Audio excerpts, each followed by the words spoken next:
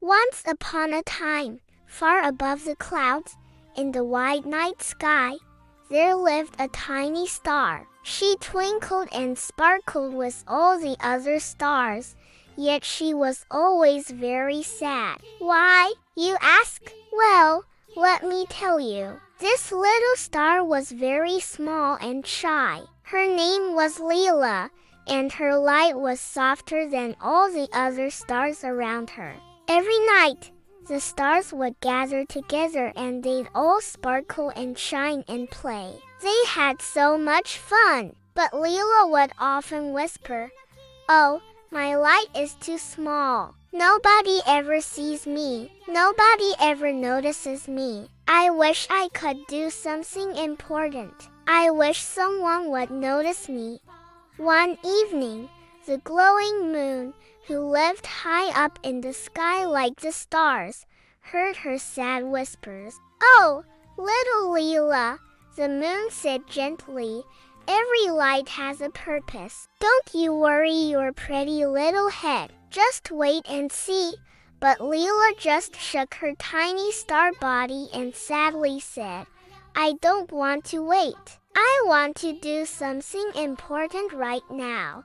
And she floated away into the dark night, leaving the sparkling stars behind. Far below them, down on the earth, a group of children were walking home through a dark forest. The tall trees had no light, for the sun had already set. It was getting darker and darker, and the children couldn't find their way anymore. They were lost. "Oh, dear," said one of the children. "We can't find our way home. It's too dark to see anything. What are we going to do?" They were very scared. Now, up in the sky, the moon saw the children. "Oh, this is going to be a great adventure," she whispered excitedly to the sparkling stars. "You all go ahead and have fun. I'm going to watch over these children. You know,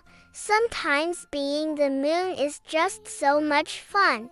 Then the moon took a deep breath and sent a beam of moonlight down to the forest to help the children. At that moment, Lila flew past the moon and the other stars. She was flying fast, hoping to find an adventure where she could use her special glow.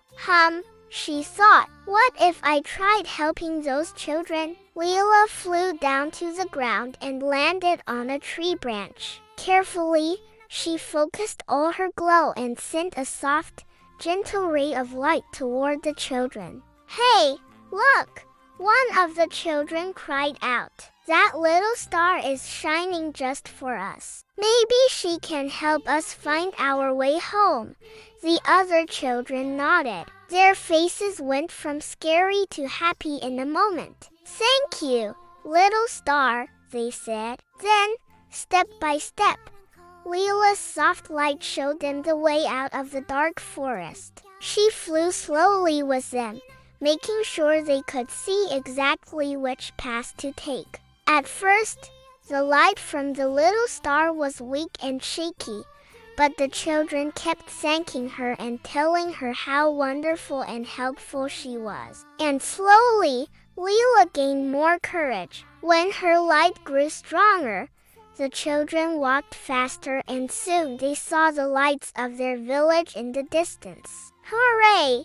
they cried, waving their hands in the air. "We're going to make it!" With the little star's light guiding them, they made it all the way to the edge of the forest and to the road leading home. Finally, when they reached their village, the children stopped and turned to say goodbye to the little star. "Thank you, little star," they called out, "for guiding us out of the forest. We would never have found our way without you." Then they all waved at the sky and ran happily toward their homes. The little star was very tired after her exciting adventure. She flew back up to the sky and landed next to the moon. "Oh, moon," she whispered, "I did it. I helped those children. I was so happy I could shine my light on them and show them the way home. The moon smiled. See, Lila, even the smallest light can brighten the darkest night. The little star thought about this for a moment. But my light isn't very bright, she said softly. It takes the biggest stars to shine the brightest light, not little stars like me. Oh, silly Lila, the moon said, chuckling. You don't need to be the biggest or brightest to make a difference. You just need to try your best. And you did that tonight. And you know what? The children didn't just see your light. They felt it. They felt how kind and caring you are. You were so brave to help them, even though you were afraid. And that's what made your light so special. That's what made you special. Lila thought about the moon's words. Then she looked at the other stars. Maybe they're right, she whispered. She looked down at the earth. I wonder if there's anyone else I can help. And from that day on, whenever Lila saw someone who needed her light, she wasn't afraid to help.